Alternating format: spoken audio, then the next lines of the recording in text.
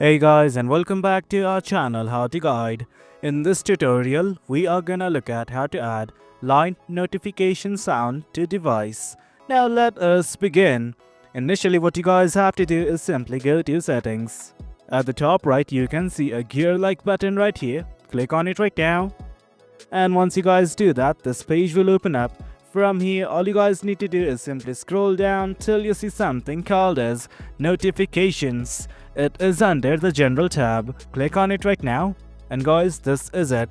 From here, as you can see, I have enabled my notification. Now let us simply scroll down.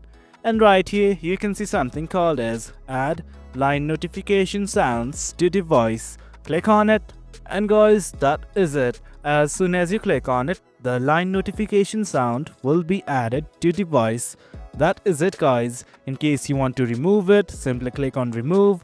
And that's it. It's gonna ask for your confirmation. Simply click on OK. Well guys, that is it. Hope you guys found this video informative, and for more content like this, do remember to hit like, share and subscribe. Your support fuels us.